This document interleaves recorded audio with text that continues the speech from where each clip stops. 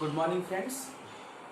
Today we are going to study data abstraction, data model and keys. Okay, so in last online lecture I have already taught you something about called as data abstraction, something about data model and about the keys. Let's revise it. Okay, so what is data abstraction? Data abstraction के बारे में मैंने आपको क्या बताया था? ठीक है, it is a process of hiding unnecessary detail. What is data abstraction? It is a process of hiding unnecessary details. Now what is the meaning of unnecessary details? इसका मैंने आपको एक छोटा सा एग्जांपल दिया था. फॉर एग्जांपल अगर आपका सोशल मीडिया ले लो, सबसे फेवरेट इंस्टाग्राम, बराबर. सो इंस्टाग्राम में कुछ चीजें ऐसी है जो आपको दिखाई देती है और कुछ चीजें ऐसी है जो आपको बिल्कुल भी दिखाई नहीं देती है, बराबर. सो जो चीज आपको दिखाई नहीं दे रही है, that I will call it as data abstraction.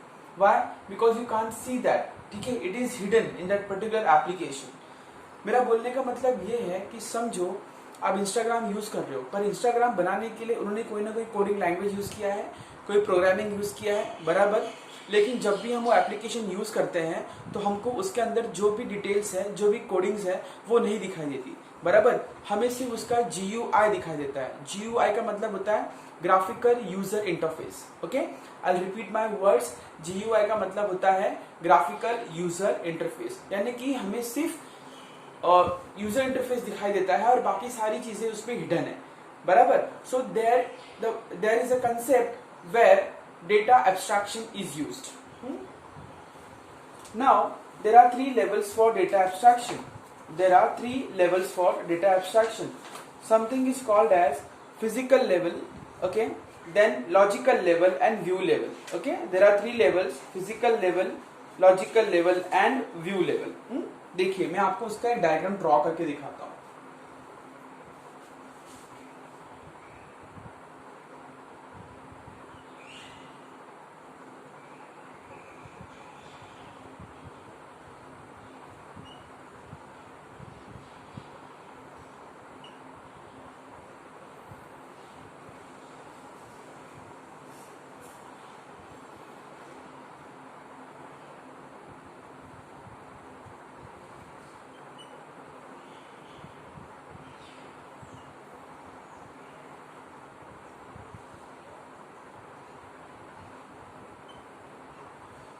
This is a diagram. You should write यहाँ पे डायग्राम का नाम figure.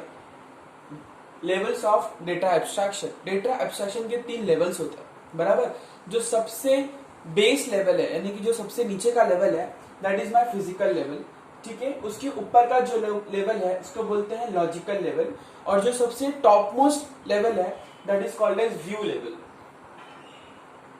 That is called as view level. Okay, अभी फिजिकल लेवल क्या होता है, लॉजिकल लेवल क्या होता है, व्यू लेवल क्या होता है. अभी हम लोग इंस्टाग्राम यूज कर रहे हैं, बराबर. इंस्टाग्राम यूज करने पे उसकी जो कोडिंग है उसको हाइड किया गया है, बराबर. So that is actually my logical level which is coming in the middle of data abstraction. ठीक है, that is my logical level. What is my view level? वो जो हम लोग फोटोज अपलोड करते हैं, बाद में जो भी वीडियोस वगैरह जो भी अपलोड कर रहा है हम वो देख रहे हैं, मतलब जिसके थ्रू हम वो इंटरेक्ट कर रहे हैं, उसका जो ग्राफिकल यूजर इंटरफेस है, उसका जो डिजाइन है, ठीक है, that is my view level. So ये जो व्यू लेवल होता है ना, that is always interacted with the user. User मतलब कौन? हम लोग. ठीक है, we human beings that we are using the particular application, तो we are called as a user. Okay, in the IT world sometimes we are also called as a customer.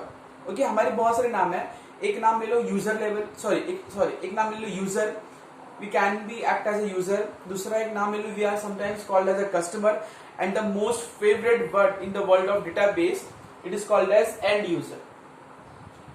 It is called as end user. End user क्या होता है? वो बंदा है जो application को सबसे एंड में यूज करता है, मतलब कॉमन पीपल, बराबर. अभी जब भी एप्लीकेशन बनता है वो पर्टिकुलर अलग अलग लेवल से जाता है, बराबर. पूरा बन जाने के बाद जो कॉमन लोग हैं उसको यूज करते हैं. So these people are also called as end users. Okay, so ये जो व्यू लेवल होता है ना, व्यू लेवल यानी कि जो टॉप मोस्ट लेवल है, ठीक है, these are interacted by us. Okay, इसके पीछे का जो लॉजिक होता है that is logical level, that is hidden. ठीक है, that is logical level, that is hidden, that is the coding of that particular application. फिर फिजिकल लेवल का मतलब क्या होता है? अभी जैसे कि मेरे पास फोन है, बराबर, तो फोन के अंदर मेमोरी है, बराबर। तो ये जो एप्लीकेशन मैंने बनाया है ये मेरे मेमोरी में स्टोर करना पड़ेगा, बराबर। So how your data is stored, ठीक है, that is my physical level, and what is stored in that data, that is my logical level. I'll repeat my words. How your application is going to be stored in your system, that is my physical level. यानी कि memory लेता है ना वो store करने के लिए, physically store करने के लिए मेमोरी लेता है, बराबर। So it is physical level, बराबर। And this is logical, the coding part of the particular application, and this is the interaction part जिससे हम लोग यूजर्स जो है सॉफ्टवेयर से इंटरेक्ट करता है। इसका एक बहुत सारे एग्जांपल्स है इसके। मैं एक और एग्जांपल देना चाहूंगा, जैसे कि आप रेलवे का समझो पास निकालने के लिए आप जाते हो, बराबर। जब भी आप पास निकालने के लिए जाते हो तो वहां पे सामने एक बंदा या बंदी होती है, वो क्या करती है, ठीक है, आपने बोला कि भाई मुझे वसई से विरार जाना है, वसई से विरार जाना है, तो उसका आप प्लीज पास निकाल के दे दो। तो आपका जो भी डिटेल्स वगैरह है उसके बाद कंप्यूटर रहता है, एक सॉफ्टवेयर रहता है, वो सॉफ्टवेयर में सारी एंट्री करती है। तो सॉफ्टवेयर में क्या दिख रहा है, उस सॉफ्टवेयर में उसको उसका जो जीयूआई पार्ट है, ग्राफिकल यूजर इंटरफेस, जिससे वो इंटरेक्ट कर रही है, खाली उतना ही दिख रहा है। वो सॉफ्टवेयर कैसे बना, उसकी जो कोडिंग है वो उसको नहीं दिख रही है, बराबर। तो वहां पर भी डेटा एब्स्ट्रैक्शन यूज किया गया है।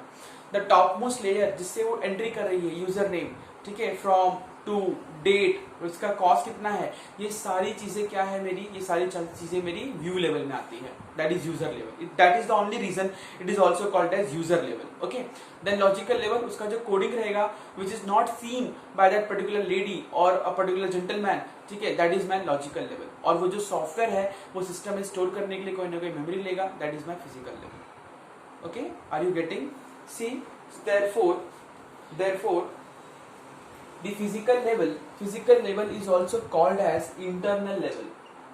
Physical level is also called as internal level. Why it is called as internal level? Because it checks that how that particular software is stored in your system, barabar. Then logical level is also called as conceptual level. It is also called as conceptual level. Why conceptual level? Because it describes the concept about your particular application, that how you are going to build that, बराबर ना। कौन सा coding, कौन सा programming language आप use करोगे, कौन सा कंसेप्ट, कौन सा लॉजिक यूज करोगे पर्टिकुलर एप्लीकेशन बनाने के लिए, that's the reason this also called as conceptual level. Okay, so what is data abstraction? Data abstraction is a hiding of unnecessary details, ठीक है। Then there are 3 levels for data abstraction. The very first, the base of the data abstraction is physical level. Then we have logical level and view level. Physical level is also called as internal level, that is how your data is going to be stored in the system. Then your logical level is also called as conceptual level, that is actually the logical concept, that how you are going to, what data are going to be stored in that particular application. Then the last one is user level, which is also called as view level. Okay, so we have wind up with the topic data abstraction. It was very much simple. If you have any doubt, you can still contact me. Okay, then after this there is a point, there is a next point which is called as data model. Okay, data abstraction, we are done with the data abstraction. Now data model. अभी data model क्या होता है?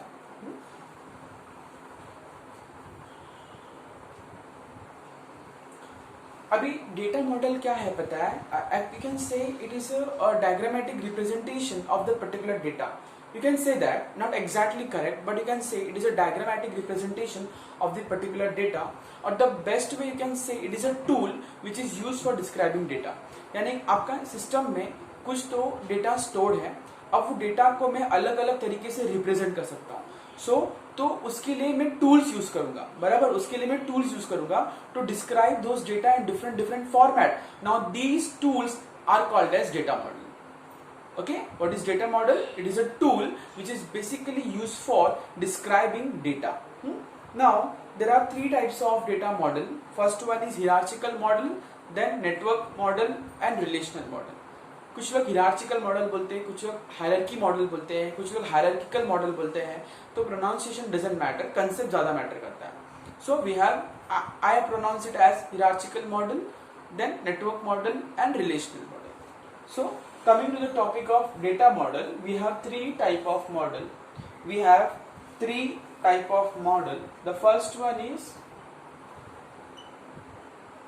hierarchical model. Okay, पहले ये पढ़ते हैं hierarchical model, उसके बाद हम लोग नेटवर्क मॉडल और रिलेशनल मॉडल देखेंगे।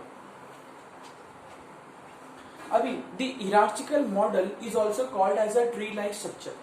Hierarchical model is also called as tree-like structure. Why it is called as a tree-like structure? Because suppose you consider a tree. ठीक है, you consider a tree. बराबर, it has so many branches, it has stem, it has the root. बराबर, अगर मैंने एक particular branch वो tree का cut कर दिया तो भी मेरा ट्री कोलैप्स नहीं होता, इट विल एग्जिस्ट। ओके, अगर मैंने ये स्टेम के ऊपर से भी कट कर दिया तो भी मेरा ट्री कोलैप्स नहीं होता। बराबर, उसके सारे ब्रांचेस कोलैप्स हो जाएंगे लेकिन मेरा ट्री ऐसे के ऐसे रहेगा, because it is still containing the stem. But this is the root of the tree. अगर मैंने रूट कट कर दिया तो क्या होगा, पूरा ट्री कोलैप्स हो जाएगा।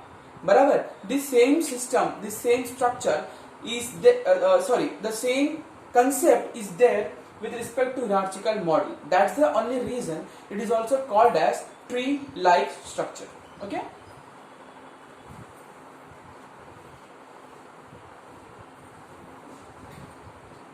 Now, एक छोटा सा मतलब एग्जांपल नहीं लेंगे, पहले स्ट्रक्चर देखते हैं कि ट्री लाइक स्ट्रक्चर में होता क्या है। समझो, ट्री लाइक स्ट्रक्चर में क्या होता है ना, टॉप टू डाउन अप्रोच होता है। टॉप टू डाउन मतलब क्या होता है, एक मेन मॉडल ऊपर होता है, उसको सब डिवाइड करते हैं, फिर उसको भी सब डिवाइड करते हैं, इसीलिए इसको टॉप टू डाउन अप्रोच बोलेंगे। बिकॉज ऊपर मेन मॉडल होगा, उसको हम लोग डिवाइड करेंगे, फिर डिवाइड करेंगे, फिर डिवाइड करेंगे, फिर डिवाइड करेंगे। ओके, सो ये ऐसा होता है, मैं रफ में ड्रॉ कर रहा हूं।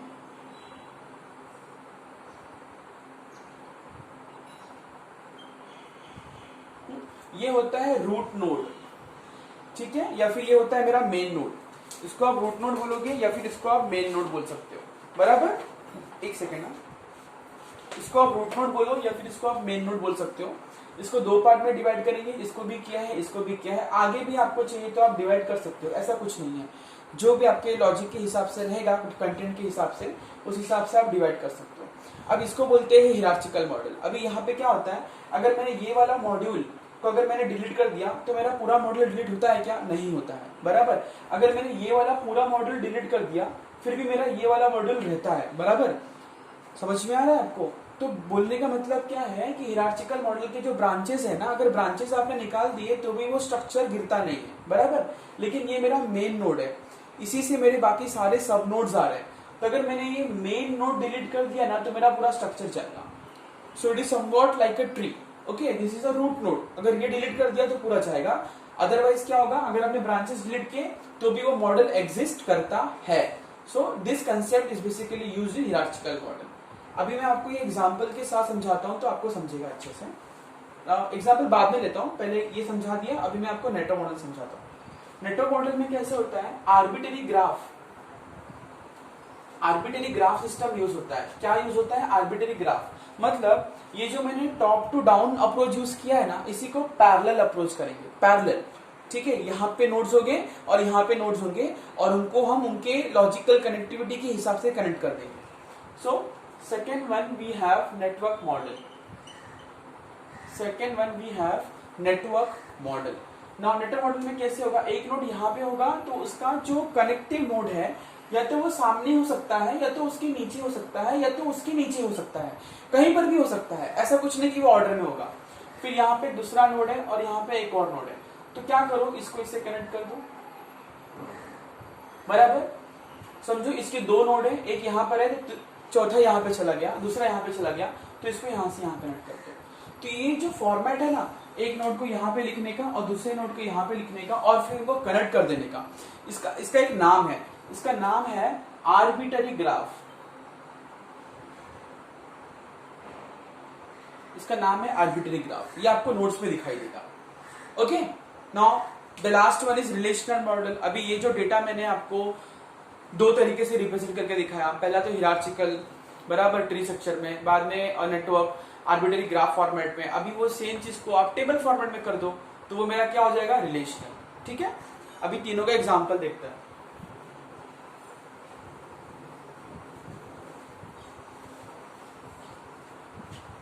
अभी सबसे पहले एग्जांपल लेते हैं हिरार्चिकल मॉडल का।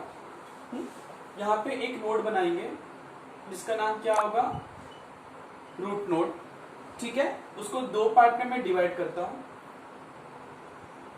पहला जो पार्ट है उसमें मैं मेरा खुद का नाम डालता हूं, अखिल। ठीक है, समझो मैं वसई में रहता हूं, अखिल मैं वसई में रहता हूं और मेरे पास, इसको मैंने वापस सब डिवाइड किया, मेरे पास दो अकाउंट नंबर है, एक करंट अकाउंट नंबर है और एक सेविंग अकाउंट नंबर है। ठीक है, पहले वाले अकाउंट नंबर का नाम है 101 और दूसरे वाले का है 104। अकाउंट नंबर है ये 101 104। It is example. ठीक है, अकाउंट नंबर 13 डिजिट 14 डिजिट का होता है, ये एग्जाम्पल है। This account number 101 104। इसमें समझो 1000 रुपीज बैलेंस है और इसमें 2000 बैलेंस। बराबर। अभी नोट्स में ना आपको यहाँ पे एक नॉर्थ दिखाई दिएगा, यहाँ पे नॉर्थ लिखा रहेगा। मैंने नॉर्थ नहीं लिखा, मतलब वो डायरेक्शन है, बोलते हैं ना कौन से लेन में है, तो नॉर्थ लेन में है, ईस्ट लेन में है, वेस्ट लेन में है, वैसा। तो मैंने वो नहीं लिखा है, वो ऑप्शनल है। आपने लिखा तो भी चलेगा, नहीं लिखा तो भी चलेगा। ठीक है, बाद में एक और बंदा है, जिसका नाम लेते हैं विजय। यहाँ पे कुछ और लिखा है, मैं वो वाला एग्जाम्पल नहीं ले रहा हूँ, मैं मेरे हिसाब से एग्जाम्पल ले रहा हूँ, मकसद वही है। विजय जो विरार में रहता है, ठीक है, इसका अकाउंट नंबर है 105 और इसमें बैलेंस है 6000। इसका अकाउंट नंबर है 105 और इसका बैलेंस है 6000। फिर एक और बंदा है, ठीक है, देखो मैंने बीच में से डिवाइड किया है, वो स्ट्रक्चर ऐसे चाहिए था, देयर इज नो स्पेस, तो मैंने इस तरीके से कनेक्ट किया है। यहाँ पे एक और बंदा है, ठीक है, उसका नाम क्या लेंगे, समझो राज लेते हैं, राज। एक और बंदा है राज, ठीक है, वो बंदा रहता है दादर। चलो दादर लेते हैं, कम अल्फाबेट से ना लिखने के लिए, दादर। और उसका अकाउंट नंबर है 103 103 हाँ 103 लेते, चलो 103। उसमें बैलेंस है कुछ 10,000 रुपीज। ठीक है, तो देखो मैंने क्या किया है, ये हिरार्चिकल मॉडल है। ये कौन सा मॉडल है, ये हिरार्चिकल मॉडल है। इसमें एक मेन रूट नोड है, बाद में मैंने इसको सब पार्ट में डिवाइड किया है। अखिल स्टेज एट वसई, उसके पास दो अकाउंट नंबर है 101 104, इसमें इतना बैलेंस है, इसमें इतना बैलेंस है, बराबर। देन विजय एंड विरार, जो बंदा विजय है जो विरार में रहता है, उसका अकाउंट नंबर 105 है, उसके अंदर 6000 बैलेंस है। बाद में राज स्टेट्स एट दादर, उसका अकाउंट नंबर 103 है और उसमें 10,000 रुपीज बैलेंस है, बराबर। सो this is my hierarchical model, बराबर। अब ये सेम चीज को हम लोग नेटवर्क मॉडल में कनेक्ट करते हैं, सेम चीज को।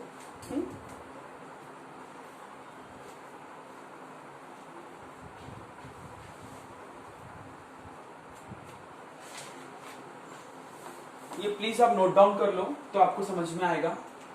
ठीक है, प्लीज आप नोट डाउन कर लो। चलो मैं यहाँ साइड में आपको ये नेटवर्क मॉडल में करके दिखाता हूँ। यहाँ साइड में मैं आपको नेटवर्क मॉडल में करके दिखाता हूँ। हम लोग यहाँ पे क्या लिखेंगे, यहाँ पे लिखेंगे अखिल वसई। ठीक है, ये बंदे का अकाउंट क्या है 101, उसमें बैलेंस कितना है 1000, बराबर। तो मैंने यहाँ पे लिख दिया, बराबर, समझ में आया। फिर मैं क्या लिख रहा हूँ, फिर मैं लिखता हूँ राज, क्योंकि वो 103 है ना, इसलिए मैं फिर से लिखूंगा यहाँ पे राज। बंदा कहाँ रहता है, दादर, बराबर। इसका अकाउंट नंबर कितना है 103, बैलेंस कितना है 10,000। I hope you are getting my point, okay. बाद में फिर से मैं क्या लिखूंगा, मैं लिखूंगा विजय स्टेट एट विरार। ठीक है, इसका अकाउंट नंबर कितना है 105, बैलेंस कितना है 6000, बराबर है। अभी ये देखो, ये बंदे का दो अकाउंट नंबर था ना, तो मैंने पहले एक एक कनेक्ट किया। अब किसी के पास दो अकाउंट नंबर है तो आप वहां पे जाओ, तो ये बंदे के पास है, तो इसकी एंट्री कितनी 104, तो मैं यहाँ पे लिखूंगा 104। इसका जो बैलेंस है 2000, बराबर। 104 बैलेंस कितना है 2000। अभी क्या करो, कनेक्ट कर दो। ये देखो, इसका कनेक्शन इसके साथ है, इसका इसके साथ है, इसका इसके साथ है, लेकिन ये बंदे का 2 अकाउंट है, तो क्या करेंगे, यहां से एक एरो सीधा यहां पे जाएगा। अभी मेरा बोर्ड छोटा है इसलिए यहाँ पे बीच में गैप नहीं है, वरना बीच में गैप होना चाहिए, एक ऐसा रो बनाने का, एक ऐसा बनाने का और दोनों को कनेक्ट करने का। See now this is my network model, this is my network model. See it is in the form of graph. यहाँ पे नोड है, यहाँ पे है, यहाँ पे है, यहाँ पे है, यहाँ पे है, यहाँ पे और यहाँ पे है, और मैंने उसकी लॉजिकल कनेक्टिविटी के हिसाब से उसको मैंने कनेक्ट कर दिया। So this is my network model and this is my hierarchical model. अब ये सेम चीज को हम टेबल फॉर्मेट में लिखेंगे, ये सेम चीज को हम टेबल फॉर्मेट में लिखेंगे। देखो कैसे,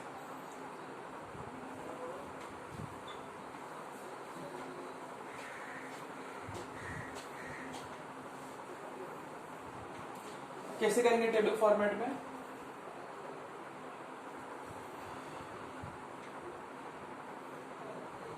अकाउंट नंबर, ठीक है, बाद में नेम और बाद में एड्रेस। देखो ये रिलेशनल मॉडल है, account number, name and address. अभी अकाउंट नंबर क्या है देखो जरा, अकाउंट नंबर है 101, 103, 104 एंड 105। बराबर, अकाउंट नंबर देखो 101, 103, 104 एंड 105।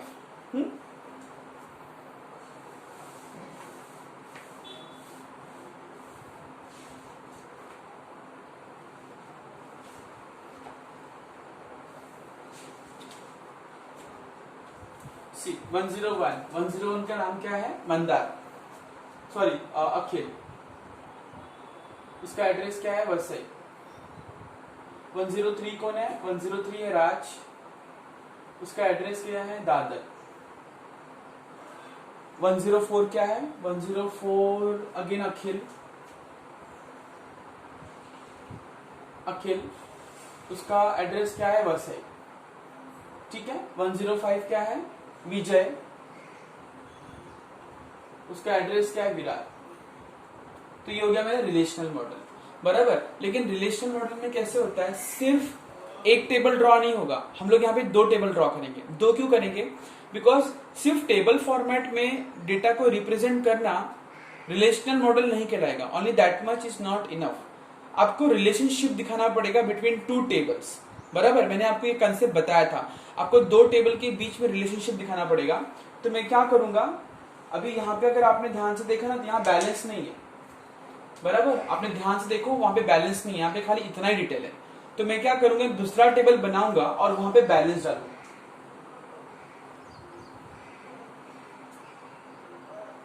यहाँ पे क्या लिखूंगा, अकाउंट नंबर, ठीक है, और यहाँ पे लिखूंगा बैलेंस। अकाउंट नंबर क्या है, 101, 103, 104, 105, बराबर। 101, 103, 104, 105। 101 में कितना बैलेंस है, 1000। 103 में कितना बैलेंस है, 10,000। 104 में कितना बैलेंस है, 2000। 105 में कितना बैलेंस है, 6000, बराबर। ये हो गया मेरा रिलेशनल मॉडल। समझ में आपको तीनों मॉडल बहुत इजी है, hierarchical model, network model and relational model. अभी ये जो टेबल है ना, ये मैंने एग्जांपल किसका दिया है, रिलेशनल मॉडल का। किसका दिया है, रिलेशनल मॉडल, बराबर। अब देखो ध्यान से, मैं यहाँ पे ना आपको एक और कंसेप्ट समझाना चाहता हूँ, की के बारे में। अभी नेक्स्ट टॉपिक क्या था, कीज था ना। की के बारे में मैंने आपको क्या बताया, की क्या करता है, एक यूनिकनेस मेंटेन करता है आपके टेबल के अंदर। हर एक टेबल के अंदर कम से कम एक की होना जरूरी है, लेकिन हर एक टेबल के अंदर एक प्राइमरी की होना बहुत जरूरी है। 2 प्राइमरी की एक टेबल में नहीं हो सकते, एक टेबल में एक ही प्राइमरी की हो सकता है, बराबर। मैंने आपको यूनिक की के बारे में ही बताया था, what is the difference between primary key and unique key. Primary key does not allow null values and unique key allows null values, okay. Primary key does not allow null values and unique key allow null values. इसके अलावा दोनों का property same क्या है, they both maintain the uniqueness in the table, यानी कि redundant value नहीं आनी चाहिए, बराबर। प्राइमरी की और यूनिक की, आपने किसी भी एट्रीब्यूट को प्राइमरी की या यूनिक की बोला तो उसमें duplication of values is not possible. Okay, that is the meaning of primary key and unique key. पर दोनों में मेन डिफरेंस क्या है? अगर आपने किसी को भी प्राइमरी की बोला, अगर एक कॉलम को प्राइमरी की बोला तो उसके अंदर एक भी वैल्यूज एम्प्टी नहीं होनी चाहिए. That is the meaning of it does not allow null values. और अगर आपने पर्टिकुलर एट्रीब्यूट को यूनिक की बोला तो उसमें एक आधा वैल्यू एम्प्टी रहा तो भी चलेगा. That is the meaning of it allow null values. Okay, so primary key does not allow null values, unique key allow null values. अब यहाँ पे कैसे होता है? देखो, नाम दो बार रिपीट हो सकता है, बराबर. एड्रेस शॉर्ट में लिखा है तो एड्रेस भी रिपीट हो रहा है, सो डुप्लीकेशन हो रहा है. इसका मतलब क्या है? नेम एंड एड्रेस में डुप्लीकेशन हो रहा है तो मैं नेम और एड्रेस को प्राइमरी की नहीं ले सकता. प्राइमरी की ऐसा कुछ होना चाहिए जो यूनिक है, जो जिसका duplication is not possible. Example, roll number ले लो. अभी एक ही क्लासरूम में दो जन का सेम रोल नंबर नहीं हो सकता, बराबर. दो अलग अलग क्लासरूम में रोल नंबर वन आ सकता है, बराबर. रोल नंबर वन रिपीट होगा, लेकिन एक बंदे का दो रोल नंबर नहीं हो सकता. वो एक कंसेप्ट है. दूसरा कंसेप्ट क्या है कि दो बार रोल नंबर वन आ सकता है. तो अगर मुझे पूरे कॉलेज का डेटाबेस बनाना है ना, तो उस वक्त में एनरोलमेंट नंबर यूज करूंगा. बिकॉज एनरोलमेंट नंबर कैसे होता है? वो यूनिक होता है all over the college database. दो लोग का सेम एनरोलमेंट नंबर कभी नहीं हो सकता. तो अगर मैं कॉलेज का कंप्लीट डेटाबेस ले रहा हूं तो वहां पे enrolment number will be my primary की. अगर मैं क्लास वाइज एक बना रहा हूं तो वहां पे रोल नंबर मेरा प्राइमरी की होगा, बिकॉज एक क्लासरूम में दो बच्चे का सेम रोल नंबर नहीं हो सकता. उसी तरीके से एक बैंक के अंदर दो जन का सेम अकाउंट नंबर नहीं हो सकता. एक बैंक के अंदर दो जन का सेम अकाउंट नंबर नहीं हो सकता. इसलिए मैं अकाउंट नंबर को मैं क्या बोलूंगा? अकाउंट नंबर को मैं बोलूंगा प्राइमरी की. अकाउंट नंबर को मैं क्या बोलूंगा? प्राइमरी की. ओके, समझ में है आपको? दूसरी चीज, अभी ये जो है ना, ये मेन टेबल है तो इसको मैं बोलूंगा पेरेंट टेबल. इसको मैं क्या बोलूंगा? पेरेंट टेबल, बराबर. और ये जो है वो इसका सब टेबल है. They both are interconnected. They both are interconnected with the help of a common attribute या फिर common column which is called as account number. यहाँ पर भी अकाउंट नंबर है, यहाँ पर भी अकाउंट नंबर है, बराबर. तो अगर मुझे बंदे का एड्रेस और नाम जानना है तो मैं ये वाला टेबल यूज करूंगा. भाई ये टेबल में अकाउंट नंबर 103 का नाम और एड्रेस क्या है? चलो यहाँ पे जाओ. 103 उसका नाम क्या है? राज. उसका एड्रेस क्या है? दादा, बराबर. अब वो बंदे का मुझे बैलेंस चेक करना है तो मैं क्या करूंगा? यहां से सीधा आऊंगा, यहाँ पे चाइल्ड टेबल बोलते हैं इसको. यहाँ पे चेक करूंगा 103 का है, 103. अच्छा, 103 का इतना बैलेंस है. बैलेंस चाहिए तो यहाँ से, नाम चाहिए तो यहाँ पर, बराबर. तो मैंने क्या किया? दोनों कॉलम को, दोनों टेबल को एक दूसरे के साथ कनेक्ट कर दिया. तो मैंने क्या किया? मैंने रिलेशनशिप दिखाया between parent table and child table. अब ये जो प्राइमरी की था ना, ये जो प्राइमरी की था पेरेंट टेबल के अंदर, वही चीज चाइल्ड टेबल में will act as a foreign key. समझ में आया? मतलब यहाँ पे अकाउंट नंबर प्राइमरी की था ना, अगर इसका कोई सब टेबल होता है और वहां पे वो सेम कॉलम रिपीट होता है तो जो यहाँ प्राइमरी की था वो यहाँ पे क्या कहलाएगा? Foreign key. Foreign key is also called as referential key. That is the only reason why it is called as a referential key, because it provides reference to the parent table. बराबर. ये parent table है, ये child table है. ये refer कर रहा है parent table को with the help of common column account number. That's the reason account number is also called as foreign key. Another name for foreign key is referential key. Okay? And this is my primary key. दो की और बचे, candidate key and super key. अभी candidate key and super key क्या होता है? super key की बात क्या है कि आप किसी भी एक कॉलम को सुपर की बोल सकते हो. अगर आपको नहीं, आपको ऐसे नहीं समझ में आएगा. मैं आपको नेक्स्ट वीडियो में समझाता हूँ what is a super key and candidate key. I was trying to explain this in short, लेकिन शॉर्ट में समझाऊंगा तो नहीं समझेगा. मैं आपको डिटेल में नेक्स्ट वीडियो में समझाता हूँ कि सुपर की और कैंडिडेट की क्या होता है. ओके. फिर एट्रीब्यूट्स भी हमने देखे हैं, टाइप्स ऑफ एट्रीब्यूट्स देखा है. सिंपल एट्रीब्यूट्स, कंपोजिट एट्रीब्यूट्स, बाद में single valued, multi valued and derive attributes, बराबर. सिंपल एट्रीब्यूट्स वो एट्रीब्यूट्स है जिनको आप डिवाइड नहीं कर सकते. कंपोजिट मतलब जिनको आप डिवाइड कर सकते हो. ओके.